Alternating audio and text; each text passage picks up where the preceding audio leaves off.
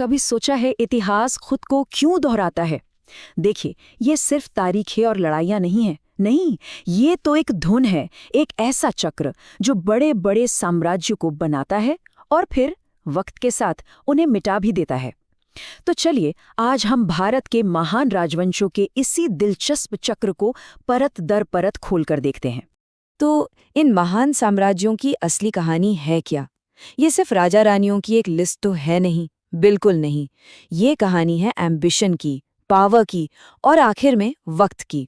हम क्या करेंगे? हम हर डायनेस्टी के पहले और आखिरी शासक को देखेंगे और इस पहेली को सुलझाने की कोशिश करेंगे। चलिए देखते हैं कि इन कहानियों में क्या राज छुपे हैं। चलिए सफर शुरू करते हैं और सीधे चलते हैं प्राचीन भारत में। ये वो दौर था जब पहली बार बड़े बड़े साम्राज्यों ने भारतीय उपमहाद्वीप की तकदीर लिखनी शुरू की। ये वो डायनेस्टीज थीं जिन्होंने आने वाली सदियों के लिए कह सकते हैं एक स्टेज तैयार किया।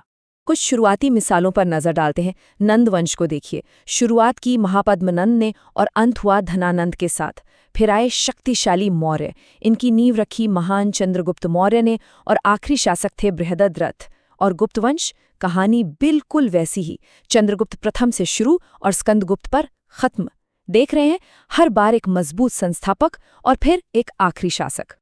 और ये पैटर्न सिर्फ बड़े बड़े मशहूर राजवंशों तक ही सीमित नहीं था। नहीं, जरा शुंग वंश को देखिए। पुष्यमित्र शुंग ने शुरू किया और देवभूमि के साथ खत्म हो गया। सातवाहन वंश सिमुक से यज्ञ शातकर्णी तक, और वातापी के चालुक्य पुलकेशन प्रथम से कीर्तिवर्मन चालुक्य तक, सब एक ही कहानी दोहरा रहे हैं, है ना? ये तो जैसे इतिहास की अपनी एक धुन है। और सबसे दिलचस्प बात क्या है पता है? ये पैटर्न तब भी दिखता है जब हमारे पास पूरी जानकारी नहीं होती, मतलब हिस्टोरिकल रिकॉर्ड्स अधूरे हैं। फिर भी देखिए, चोल राजवंश की शुरुआत विजयालय ने की और अंत अथिराजेंद्र के साथ हुआ। राष्ट्रकूट वंश दंतीदुर्ग से शुरू होकर इंद्र चतुर्थ पर खत्म। और सोलंकी, हमें उनके संस्थापक का नाम पता है, मूलराज प्रथम। ये हमें बस एक बात याद दिलाता है कि हर बड़ी कहानी का एक पहला पन्ना तो होता ही है। अब कहानी में एक बड़ा मोड़ आता है, वक्त आगे बढ़ता है और हम पहुंचते हैं सल्तनत और मुगल काल में। भारत के इतिहास का एक बिल्कुल नया चैप्टर, नई संस्कृति, नया आर्किटेक्चर, नए शासक, सब कुछ नया। लेकिन सवाल ये है कि क्या इतिहास का वो बुनियादी नियम बदला? चलिए पता करते हैं। दिल्ली सल्तनत पर एक नज़र डालते हैं और क्या दिखता है? वही पैटर्न। गुलाम वंश कुतुबुद्दीन ऐबक ने शुरू किया, मुइज़ुद्दीन कैकाबाद के साथ खत्म। खिलजी वंश जलालुद्दीन से खुसरो खान तक, और तुगलक गियासुद्दीन से शुरू होकर फिरोज शाह तुगलक तक। कहानी बिल्कुल वही है, शासक बदलते रहे लेकिन इतिहास की वो धुन वो नहीं बदली। और अब हम पहुंचते हैं इस दौर के आखिरी बड़े राजवंशों तक, लोधी वंश बहलोल से इब्राहिम तक। और फिर आते हैं शक्तिशाली मुगल। सोचिए, बाबर ने एक ऐसा साम्राज्य बनाया जो सदियों तक चला, लेकिन उसका भी अंत हुआ बहादुर शाह द्वितीय के साथ। ये एक बहुत बड़ी याद दिलाने वाली बात है कि कोई भी साम्राज्य हमेशा के लिए नहीं होता।